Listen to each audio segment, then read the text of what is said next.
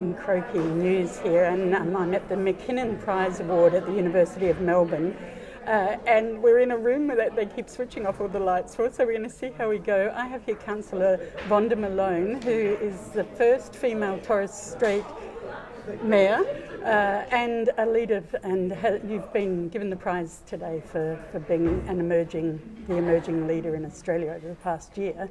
Can you say what this prize means to you? It's a great honour to receive such national recognition, particularly as an Indigenous woman from a remote community of the Torres Strait. It really confirms some of the things that I've been doing and working for my communities and boosts to my, position as mayor to continue. We've got people saying congratulations to you here on Twitter as we go live. So you talked during your oration about that you weren't going to accept the status quo, but that you did face many challenges.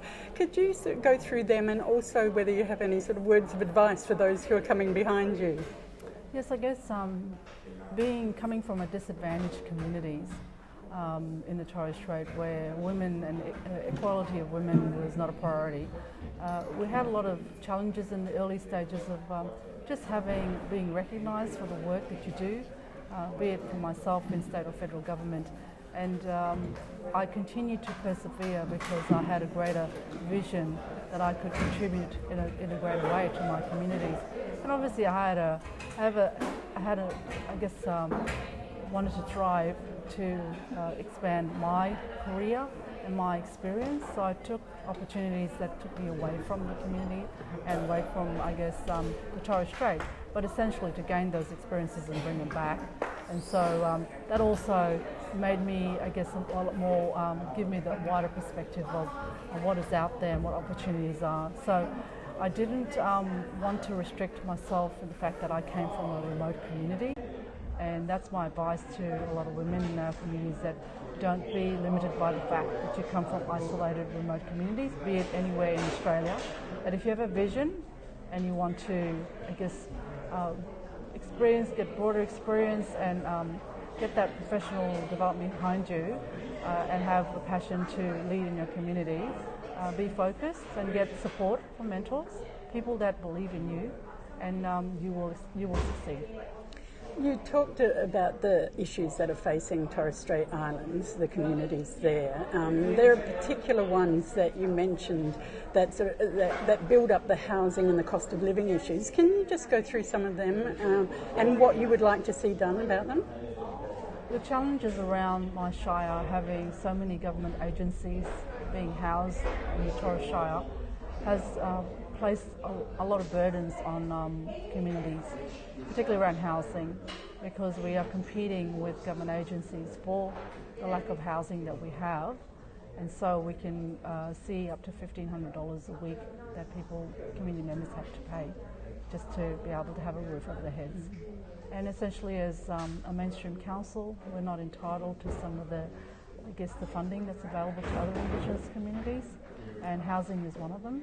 So I've been working quite extensively with other mayors, Indigenous mayors, about the fact that we need to ensure that the federal government continues to fund Indigenous remote housing, because we essentially have a lot to catch up on, and the fact that we also, it's fundamental, housing is fundamental to closing the gap. So there are a lot of challenges. We live in a unique part of Australia, and I'm just doing my best to elevate these issues and also make the greater Australian public know about what's happening in our region. What are the strengths particularly of the communities there? The strengths is we have a very vibrant culture.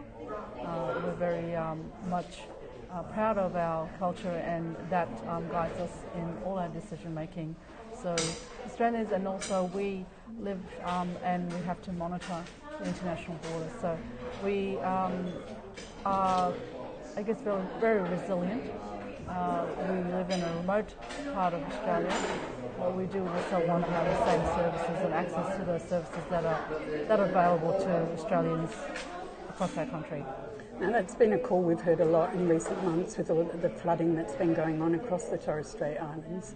And you raised the issue of climate change here, that it's a local issue for you as well as a global issue with your Pacific neighbours, closer than to us.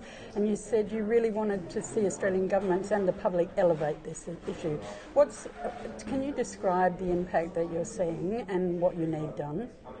Our communities are being submerged by rising sea levels.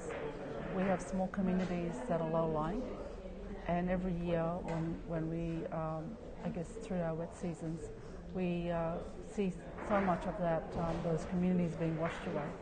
So it is a local issue in the Torres Strait, and a lot of people don't know about it. We talk about climate change in other parts of the world. This is happening in Australia and in the Torres Strait.